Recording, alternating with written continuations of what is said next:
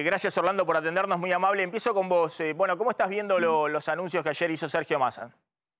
Bueno, está bastante completo, por lo que vos hiciste una descripción muy detallada de los mismos, me pareció bien. Ahora falta instrumentación y quedan muchas dudas acerca de si podrá cumplirlo después. O sea, es un anuncio completo, pero con una ejecución difícil, dado que tiene muchos pesos y pocos dólares. Entonces tiene que conseguir los dólares, lo cual tampoco precisó muy bien cómo iban a ser y cuáles van a ser los tipos de cambio para esos sectores que van a ser beneficiados y también cómo va a ser para negociar con los bancos internacionales o con el Banco de Arabia Saudita o Qatar, qué es lo que le van a dar en cambio. Parece que son títulos públicos, pero supongo que eso estará inicialmente iniciada la negociación para poder decirlo en un anuncio de crisis económica. Me parece a mí que está todo bien, que tenemos una expectativa mejor. Con los tipos de cambio, no, los libres no avanzaron mucho, sino que bajaron un poquitito hoy, mínimo, y con el tipo de cambio oficial a 132 pesos, creo, tipo de cambio minorista, efectivamente considero que es una alternativa posible, pero que va a costar mucho, sobre todo que falta el viceministro de Economía, que todavía no fue nombrado, y que requeriría de una persona que entienda más de macroeconomía, ¿no? Este es mi panorama. Facundo, ¿cómo estás viendo el panorama de lo que se vio ayer en términos políticos? Hay un momento, un instante que es muy fuerte, a ver si lo podemos mostrar, cuando el presidente presenta en la jura a Sergio Massa y de una manera muy gráfica da un paso al costado, ¿no? En algún momento dice, me acordé que tenía que agradecerle, ¿puedo hablar? Me acordé que tenía que agradecerle a Batakis y a Daniel Scioli. ¿Tenemos el tape? Mostrémoslo. Pero no quería olvidar algo. Mi más profunda gratitud a Silvina Batakis. Mi más profunda gratitud a Daniel Scioli, mi querido amigo de siempre. Gracias, Julián, también. A los tres les agradezco sinceramente el compromiso político, el desprendimiento personal que han demostrado. Bueno, después de esa imagen, el presidente se va en una imagen, la verdad que no sé cómo calificarla, un tanto triste, ¿no? El presidente se va, no quiero hacer un parangón, digamos, de otro presidente que en su momento también salió del decorado, ¿no? Pero así, sale del decorado. Facundo, qué percibiste en lo que ocurrió ayer desde el punto de vista institucional? A ver, déjame que te diga dos cosas, Maxi. Primer punto, ¿el presidente está más débil o más fuerte? Bueno, si lo pensás en términos del poder que él tiene dentro del gobierno, la incorporación de la figura como Massa, en principio parecería debilitarlo a él, ¿no? Que hay como una especie de transferencia de poder del presidente hacia un ministro de Economía que es mucho más fuerte que los dos anteriores, tanto Guzmán como la propia Silvina Batakis, y entonces pareciera ser que además al incorporarse una figura como Massa, que tiene, digamos, trascendencia política, además de hacerse cargo del Ministerio de Economía, esa transferencia de poder se hace mucho más visible y notoria. Eso es cierto. También es cierto que hace un mes o dos semanas para atrás no se hablaba de otra cosa, tanto en los medios de comunicación como digamos, en los círculos de poder, de la debilidad del presidente, de un llamado a elecciones anticipadas, de si el presidente terminaba o no terminaba. Y hoy se está hablando de si es posible o no es posible que Sergio Massa cumpla o no el plan económico que acaba de presentar con unas pinceladas en el día de ayer. Entonces, desde el punto de vista del presidente, ¿ganó o perdió? Bueno, en términos simbólicos de poder, pareciera que perdió.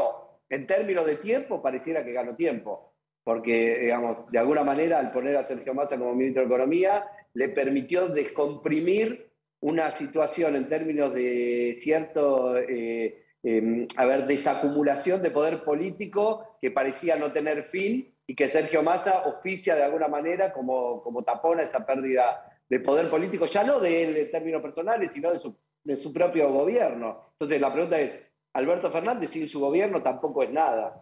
Entonces me parece, desde ese punto de vista, el presidente ganó. Ahora, Sergio Massa resuelve o pareciera resolver el primer problema, por lo menos en términos simbólicos, que es el problema de la coordinación política. El Frente de Todos tiene un problema de coordinación política prácticamente de sus inicios. Lo que pasa es que con la pandemia... Facundo, vos decís de ese punto de vista el presidente ganó. A ningún presidente le gusta que le digan, bueno, correte un poco, correte. Y yo no digo solo de Sergio Massa, digo de Cristina también. Lo que se vio es un presidente que tiene el gobierno intervenido. Llega Sergio Massa y al presidente le dicen, bueno, correte. Y el presidente pide permiso porque se había olvidado de agradecerle a los 2 ministros que él había apostado y le duraron 25 días. Eso es cierto, Maxi. Eso que vos estás señalando es cierto. Pide permiso en el acto el presidente. Bueno, eso es una actitud, digamos, personal, psicológica, pero antes estaba en duda la continuidad de su gobierno. Lo que se discutía, a ver, yo, digamos, venía a este mismo programa hace 2 semanas, y se hablaba de si el gobierno del presidente Fernández podía aguantar o no podía aguantar. Hoy ya no se habla de eso.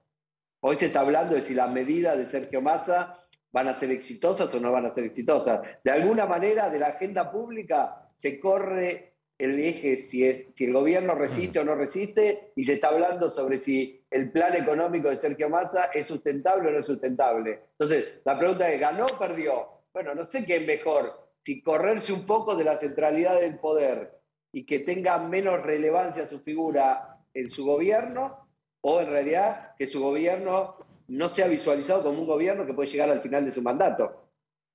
Y esta era la discusión que estaba en todos lados hasta que asumió Sergio Massa como ministro de Economía, y por eso tuvo que cambiar a una ministra de Economía en 25 días.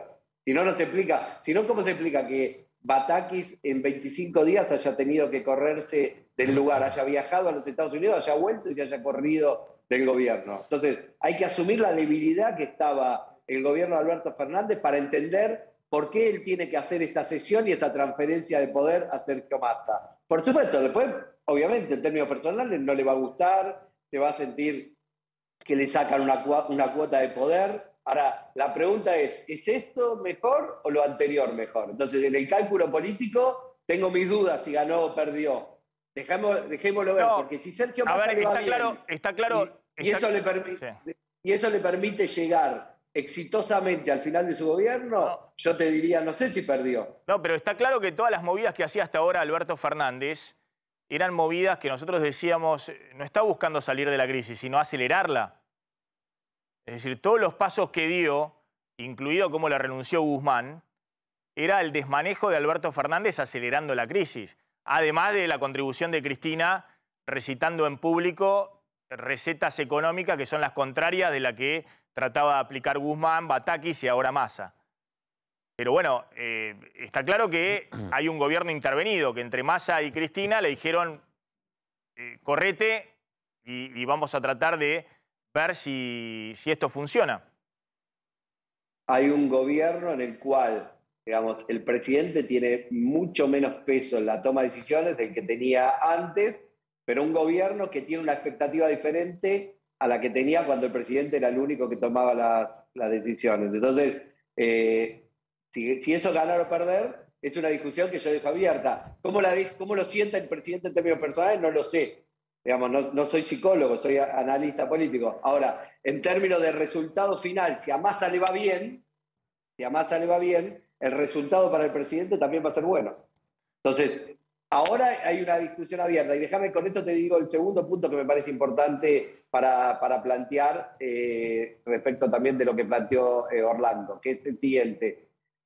Pareciera ser que Sergio Massa tiene más capacidad que Guzmán y que Silvina Batakis para resolver el problema de la coordinación política. Sergio Massa anuncia un plan que tiene algunas características muy similares a la de Batakis y a la de Guzmán, pero pareciera ser que eso no genera las resistencias que generaban Batakis y Guzmán. Entonces, resuelve el primer problema.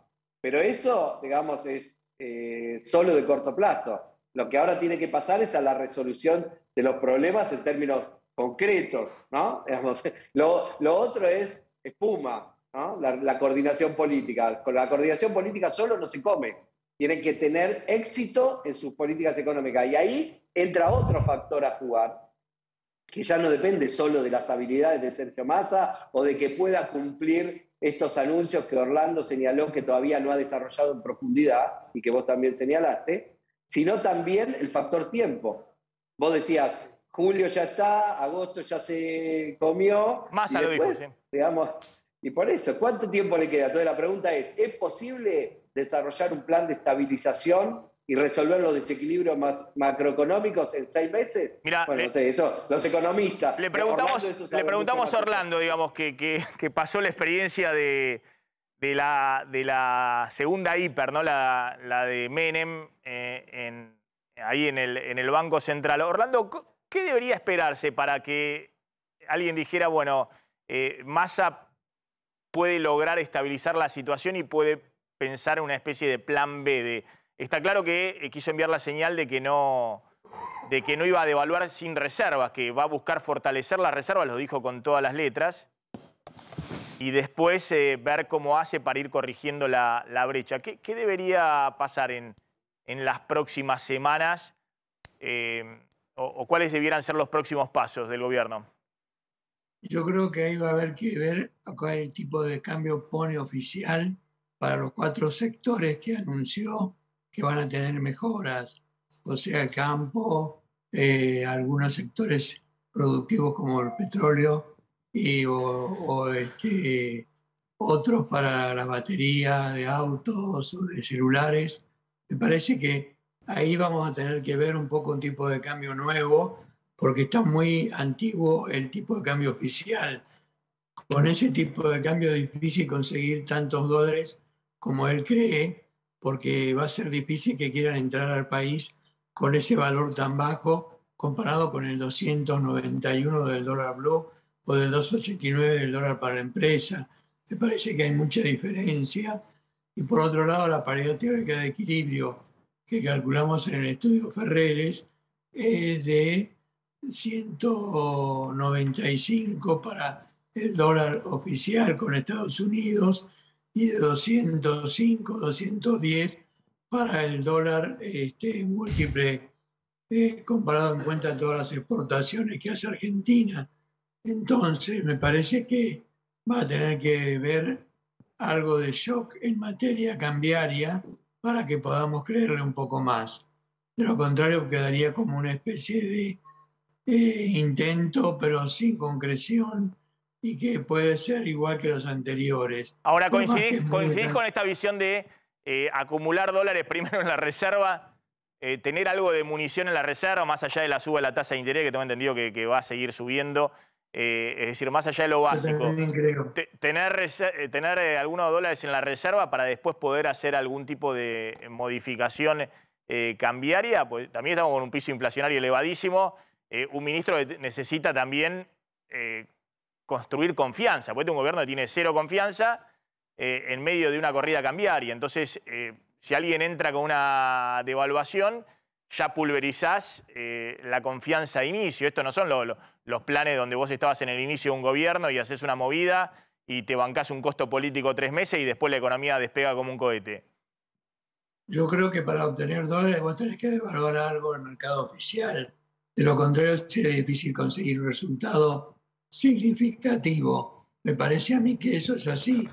Entonces, yo creo que si bien puede conseguir algunos dólares o con depósitos de títulos públicos que están en el Banco Central, cosa que también se iba a usar para pagar la LELIQ. En su momento, en el libro de Emilio Campo, figura un programa de fondos así, fideicomisos con dólares, títulos de dólares oficiales.